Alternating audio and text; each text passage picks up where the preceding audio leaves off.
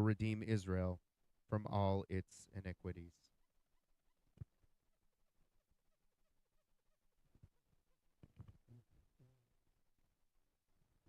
It is never an easy task to summarize a life.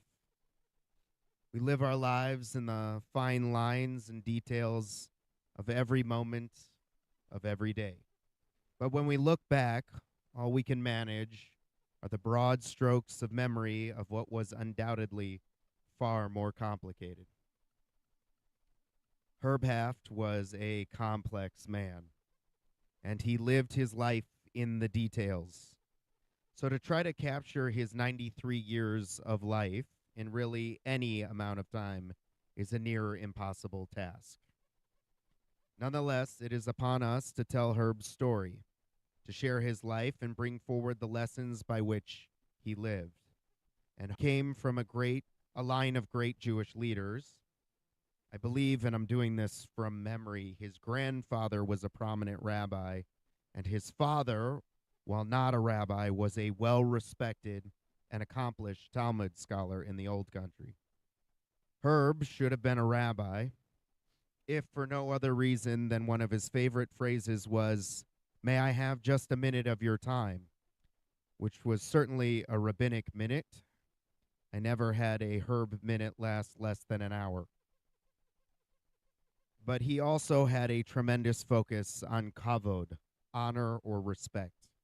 He always referred to God as the Ribbon Shalom, master of the universe, and always addressed me with unnecessary honor. He was old school, tremendously old school, who had no interest or maybe ability to do things any other way. Mostly, I think Herb could be defined for his love of his wife, Sarah. I've never seen anyone so devoted or committed to a person in my life. Sarah was everything to Herb, and while Herb could be difficult, especially at times with his family, he was ever in love with Sarah, without exception. When Sarah died about 3.5 weeks ago, I turned to both my wife, Marina, and to our office manager, Paula, and said, I don't think Herb's got much more in him. It wasn't because Herb wasn't healthy or wasn't stubborn enough to live for another 20 plus years. It was his devotion to Sarah. Sarah was Herb's reason for living. Without her, 1 month was too much to bear. Say what you want, but Herb died from a broken and lonely heart. It is our job, though, to carry forward the complex legacy that is Herb Hafft. It won't be easy, nor complete, nor will it likely be perfect, but we will try to give an honest and appropriate reflection of a man who was so central to so many throughout 93 years of life. My hope is that you will continue to share what you remember of your father, grandfather, great-grandfather, friend, congregant, etc. He was a strong-willed personality who always strived to do what was right, and he deserves to be remembered for all that he accomplished in those 93 years. Born Herbert Daniel Hafft to Louis and Rose Hafft on Monday, coincidentally the same day of the week as Sarah, April 13th, 1931, in Chicago, Illinois, Herb is perhaps the only person I've ever spoken to about their life that expressed some remorse about being born in America. I know it's hard to reconcile, but Herb was so protective of Sarah and her story and so passionate about Holocaust education that he seemed to harbor some regret or guilt that he himself hadn't been a survivor, as if his attempts to draw attention to remembrance were somehow less authentic because he hadn't survived it himself. Herb, however, grew up on the north side of Chicago as an only child and would eventually attend Roosevelt High School in the Kimball neighborhood. He would eventually graduate from high school around 1949 and enroll in Roosevelt University. There he would major and eventually graduate in 1953 with a degree in political science. Sarah would often remark that he should have been a judge, certainly an allusion to Herb's willingness to pass judgment on those around him. and his passion for governance. It was in 1952, though, that he met the love of his life, his wife, Sarah. He met Sarah through a friend who had been dating a girlfriend of Sarah's. And I'm told by Herb they met and it just continued until Sarah's passing. He even remembers their first date, which I mentioned just under a month ago in this very cemetery. It was August 16th, 1952. They went out for a movie and dinner. Herb couldn't remember the movie or the dinner, but he remembered the girl. In 1954, they were married on Sunday, January 31st, which happened to also be Herb's father's birthday. It was at the Hamilton Hotel in Chicago at Dearborn and Madison that they would begin a life together.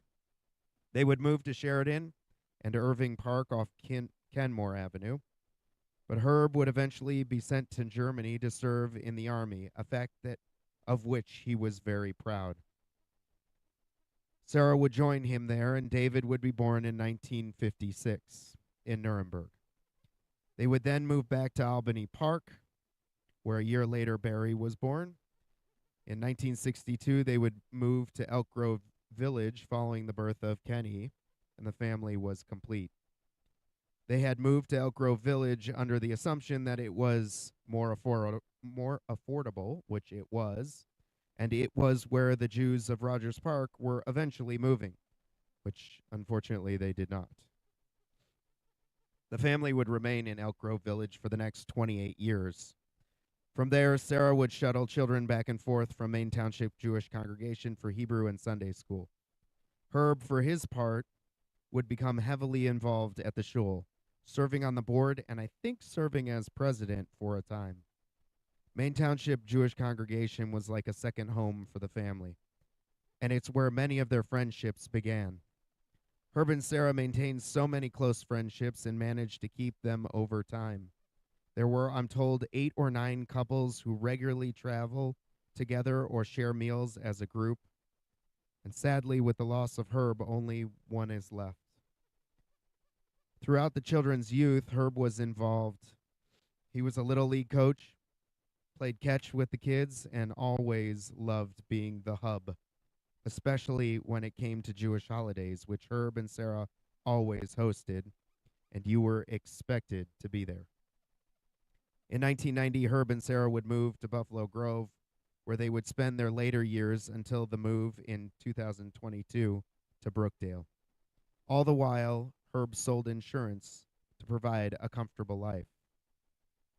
I knew Herb, and I knew him very well. In fact, Herb and I discussed this moment at length. I first got to know Herb and Sarah about 10 years ago when Herb invited me to their home for a meal. It was bagels and schmear, all set out on paper goods to be sure I could eat. I sat in their Buffalo Grove kitchen as they gushed about their children, the 2 best CPAs in the entire world, and the head of Disney. Proud parents are allowed to exaggerate. It was 6 years ago, though, that Herb started asking to meet with me. I say started. At first, I thought it was just one meeting, but it turned out to be no less than 30 or more meetings over the course of time, all of which had the same topic: Herb's funeral. I tried to assure him that he wasn't near death each time, but each time Herb insisted that it made no difference. He had things on his mind. I can tell you this: almost none of what Herb and I spoke about was germane to really anything. What I learned from those meetings was Herb's devotion to Judaism, love for his wife, and stubborn nature, oftentimes to a fault. Like many parents, Herb thought he knew what was best for his family, but he could never quite get past the notion that they still had to live their own lives. To his credit, he was trying. Herb had a double dose of the stubborn, but he had the desire as well. Herb was a complex man, but as Barry shared, he was principled in his conservative values and was the most ethical man you might ever meet, sometimes to his own demise, but it made no matter to Herb. Right was right. He was also generous, sometimes to a fault. While Herb never had much, he always was quick to give whatever he had to someone in need. He had a wicked sense of humor, which at times was dark. Despite never allowing any kind of bad language in the house, including the word heck, Kenny shared that one of his favorite comedians was George Carlin. Yikes. Herb loved the Cubs, and he stood up for those who were marginalized as well.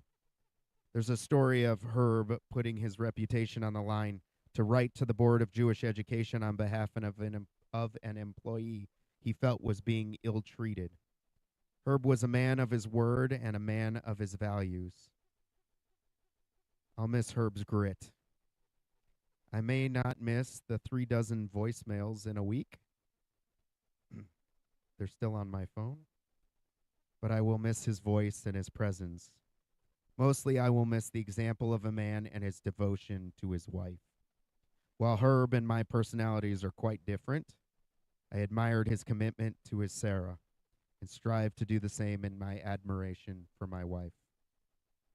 In shuls around the world this week, we have and will read from the Torah in Parshat Vayera. Parshat Vayera, which continues the beginnings of the story of the Exodus from Egypt, tells of Moses and Aaron first coming before Pharaoh to demand the freedom of the enslaved Jews. Moses and Aaron stubbornly, repeatedly returned to before Pharaoh to demand that he let the people go, knowing full well that he wouldn't. It was this resilience and perhaps stubborn insistence on behalf of an oppressed people that made me think about Herb. Herb cared for those in need and always tried to lend a hand. And I think it's safe to say Herb was stubborn. And no matter how many times he felt he needed to meet or how many times he needed to say something, nothing would convince Herb not to share his feelings. There's certainly something to be said for that kind of tenacity and concern for those around you. And while Herb occasionally rubbed some the wrong way, he honestly always meant well. He tried. Believe me, he tried. May you be as tenacious as Herb was and as stubborn when protecting those who need it. May you remember where you came from and the sacrifice of those who made it possible for you to have this life. May you love as purely as Herb loved Sarah, and may the memory of Herbert Daniel Hafft, the son of Louis and Rose Hafft, Dan Hanan ben Chaim Leib, be an everlasting blessing.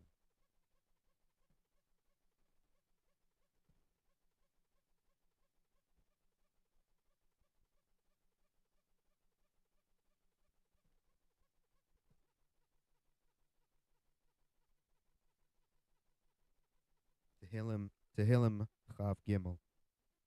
Mizmor LeDavid Adonai Ro'i Lo Echsar. Bino Desha Yarbitzeni Almei Menuchot Yenahaleni. Nafshi Yeshovev Yancheni B'magle Tzedek Laman Shemo. Gam Ki Elech Begates Al Mavet Lo Ira Ra. Ki Ata Imadi. Shitecha Umishantecha Hema Yenachamuni. Ta'aroch Lefanai Shulchan Neged Sororai. Tishanta Vashemen Roshi Kosi Revayai. Ach Tov Chesed Yerdefuni Kol Yemei Chayai. Shavti V'Veit Adonai Le'orech Yamim. We join together inside your service booklets, Psalm 23 in English. The Lord is my shepherd, I shall not want. He maketh me to lie down in green pastures.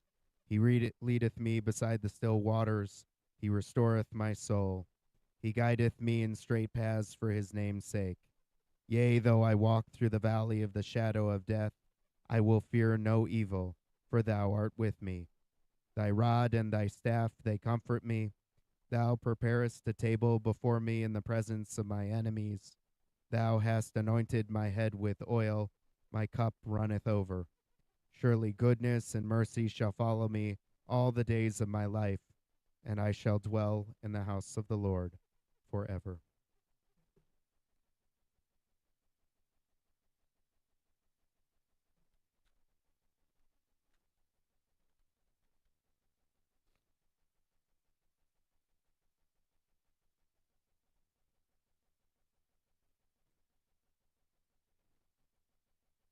Herb, I hope that you are at peace and that you come to find peace and pride in your family as they live forward. This time, please rise as we say a memorial prayer.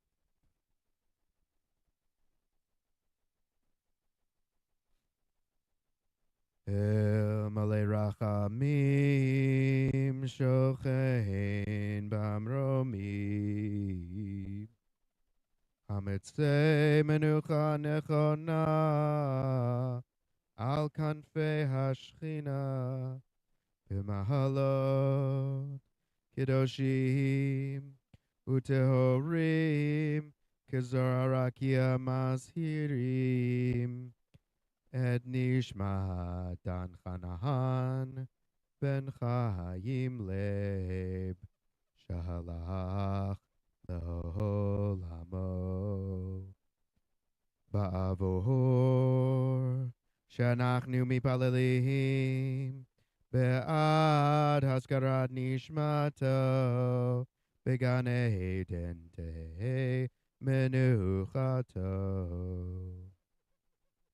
Lachain Bal Harachamim Yastirehu V'seter Kenafav Lolamim Vaitzor Betzor Achayim Et Nishmato Adonai Hu Nachalato V'anuach V'shalom Al Mishkavo V'nomahar Amen.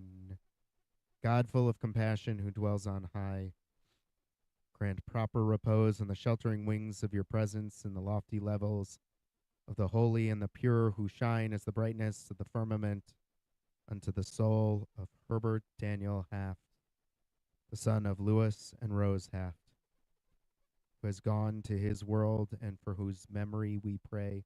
May his repose be in paradise. May the Master of Compassion bring him under the cover of God's wing and bind his soul in the bond of life. May the Lord be his heritage, and may he repose on his resting place in peace. And let us respond.